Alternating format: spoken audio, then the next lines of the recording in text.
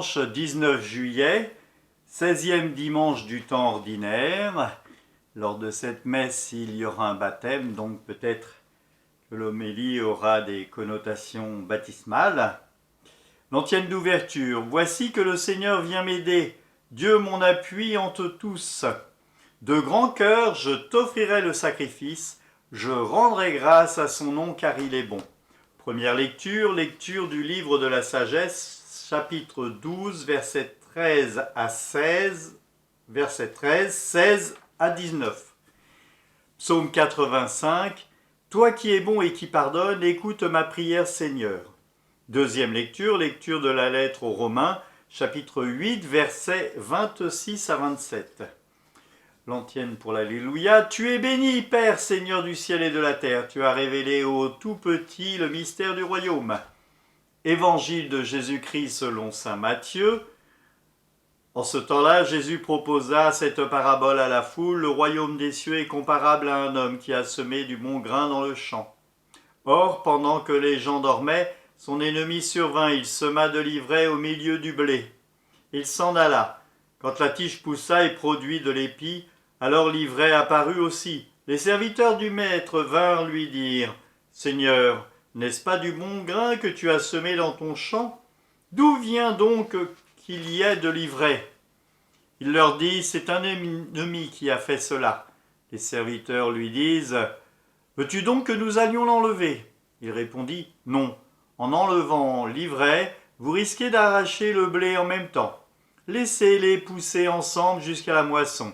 Et au temps de la moisson, je dirai aux moissonneurs d'enlever d'abord l'ivraie, liez-la en botte pour la brûler. Quant au blé, ramassez-le pour le rentrer dans mon grenier. » Il leur proposa une autre parabole. Le royaume des cieux est comparable à une graine de moutarde qu'un homme a prise et qu'il a semée dans son champ. C'est la plus petite de toutes les semences, mais quand elle a poussé, elle a dépensé les autres plantes potagères et devient un arbre, si bien que les oiseaux du ciel viennent et font leur nid dans ses branches. Il leur dit une autre parabole. Le royaume des cieux est comparable au levain qu'une femme a pris et qu'elle a enfoui dans 3 mesures de farine jusqu'à ce que la pâte ait levé.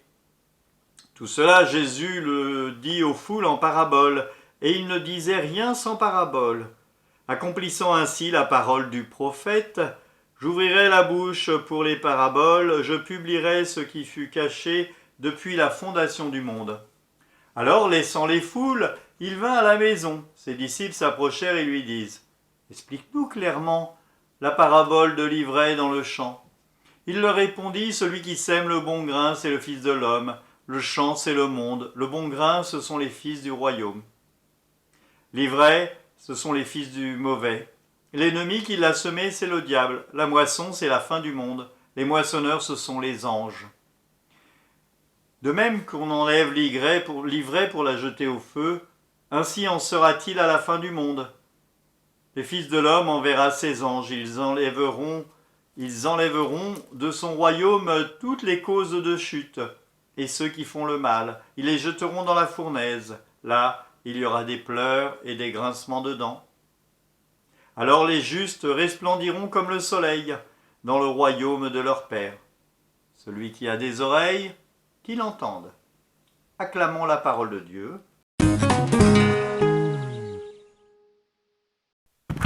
Voilà, si vous avez écouté comme moi, vous avez bien entendu que Dieu n'est pas l'auteur du mal. C'est autre chose.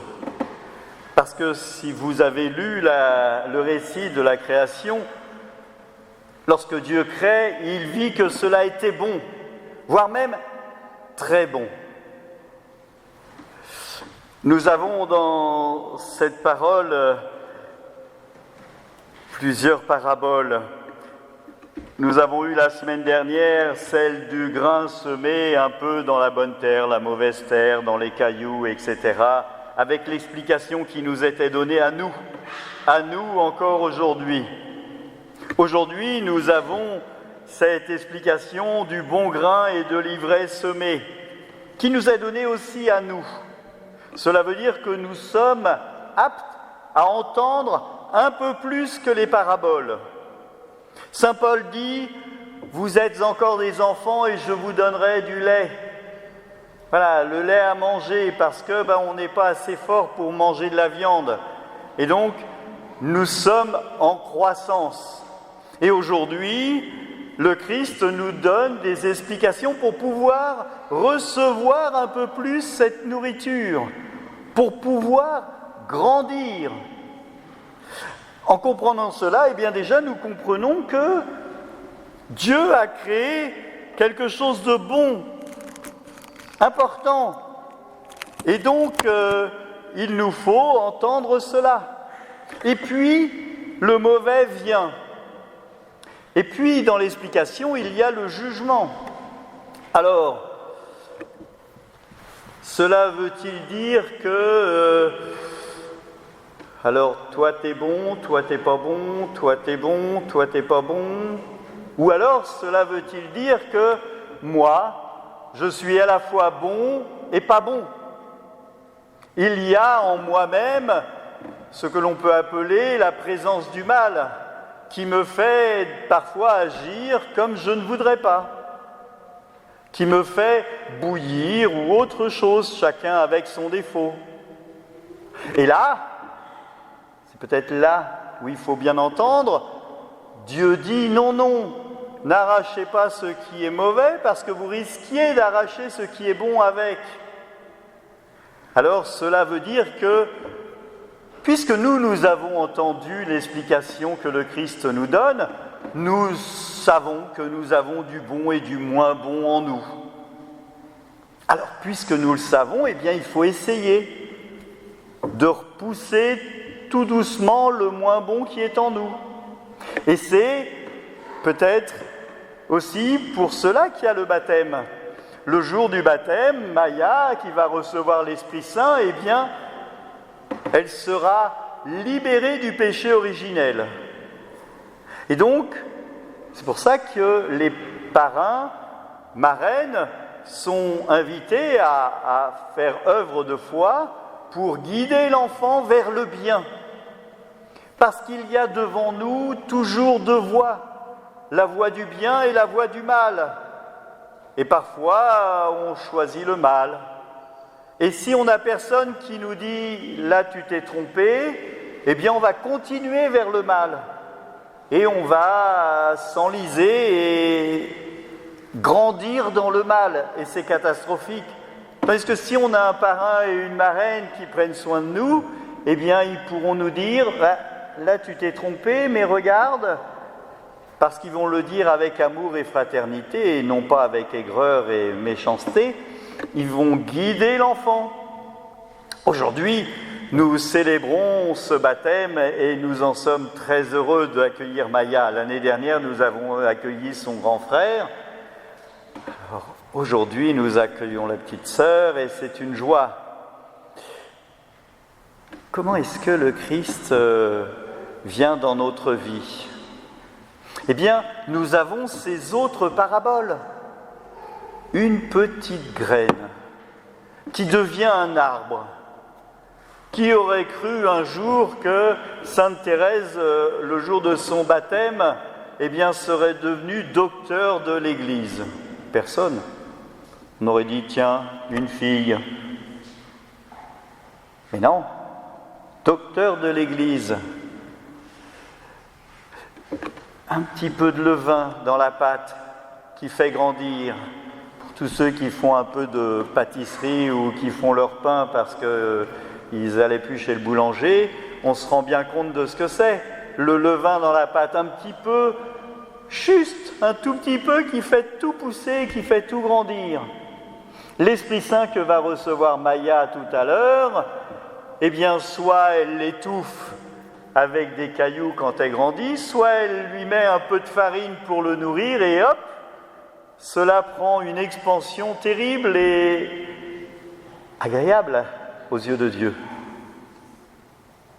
Alors tout cela n'est pas destiné qu'à Maya, puisque nous avons reçu le baptême et nous avons reçu l'Esprit Saint. Comment est-ce que je permets à l'Esprit Saint qui est en moi de devenir un arbre qui porte du fruit ? Comment je permets à l'Esprit Saint de se développer comme le levain dans la farine. Et c'est en laissant, vous voyez, les 3 paraboles ne sont pas forcément 3 paraboles. Mais s'il y a la première parabole qui nous parle du mauvais qui est envoyé par le diable, eh bien les 2 autres peuvent nous faire comprendre comment on peut s'éloigner du mauvais, en laissant l'Esprit Saint se développer en nous, en laissant cette petite graine que nous avons reçue le jour de notre baptême devenir quelque chose d'extraordinaire. Bien sûr, c'est pas simple, parce que nous avons nos mauvais penchants, on va dire, parce que le mauvais est présent à la porte et qu'il nous guette, et il nous faut nous battre. Parfois on me dit « Ah oui, mais moi j'ai un ami, c'est vraiment quelqu'un d'extraordinaire et on voudrait que ce soit lui le parrain, mais il n'est pas baptisé. » Ah bah ouais, mais comment est-ce qu'on fait pour guider l'enfant vers le Christ, lui qui est notre Sauveur, si l'on n'a pas en soi, eh bien, reçu cela qui nous aide à grandir? Comme exemple, je dis souvent, le jour où vous irez apprendre à votre enfant à conduire une voiture, vous lui donnerez comme maître d'école quelqu'un qui n'a pas son permis et qui ne sait pas faire du vélo. C'est pareil. Le Christ est présent dans notre vie. On se réjouit aujourd'hui de voir une église qui commence à se remplir. Et tant mieux. Alors il y a les vidéos, il y a les messes à la télé. C'est bien. Mais vous comprenez bien que les plus grandes douleurs des gens qui étaient à la maison de retraite, c'était de ne pas recevoir leur famille qui venait les voir. La plus grande douleur du Christ pendant cette Covid, c'est de ne pas recevoir les amis qu'il aimait, qui ne venaient pas le voir. Et le Christ est présent toujours dans le tabernacle, au moment de l'Eucharistie. Il est présent réellement et il nous attend. Alors je comprends que ce ne soit pas simple. Voilà. C'est pas simple. On est tous un peu perturbés. Mais le Christ est là toute la journée. Alors on peut venir dans la journée, il y a moins de monde. On peut venir aux messes de semaine, il y a moins de monde. On peut venir le dimanche comme on le fait là actuellement, en prenant nos précautions, en étant raisonnable. Il y a des gens qui sont morts dans les maisons de retraite, mais ils n'ont pas vu leur famille. Il ne faudrait pas que nous mourions en laissant le Christ dans le tabernacle sans aller le voir. Ce serait une catastrophe. Je dis cela peut-être brut pour point, mais parce que vraiment, au fond de moi, c'est une douleur. Aujourd'hui, nous nous réjouissons. Nous nous réjouissons de la venue de Maya dans un monde qui est le monde des chrétiens. Elle va recevoir l'Esprit Saint. Elle va recevoir celui qui s'est offert pour nous tous et pour l'aider à faire grandir. Parrains, marraines, parents, soyez des bons parrains, marraines et des bons parents. Guidez-la comme vous guidez l'aîné sur le chemin de la foi. Votre famille tout entière qui est présente, eh bien, saura aussi la guider. Mais l'Église ici aussi, l'Église dans laquelle elle rentre aujourd'hui, eh bien, est là pour l'aider, pour vous aider. Que les prières des uns et des autres ici rassemblées, eh bien, portent du fruit. Je crois fort en la force de la prière. Nous sommes là pour prier pour Maya et pour vous. Nous sommes là pour rendre grâce, pour dire merci au Seigneur de sa présence dans notre cœur. Il ne nous reste maintenant plus qu'à discerner ce qui est bien et moins bien, à essayer de repousser le mal, à se réjouir de l'amour du Seigneur, à accueillir Dieu et l'Esprit Saint. Encore juste un mot. Je crois en la force du sacrement. Et donc, le sacrement est efficace en lui-même.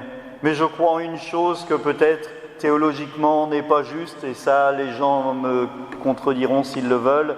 Je crois en l'éclaboussement du sacrement. Cela veut dire que Maya va recevoir le sacrement de baptême, et nous qui sommes baptisés de longue date, nous allons recevoir encore des fruits, parce que ce jour-là, Maya est baptisée. Grâce à elle, nous allons entrer en communion avec elle.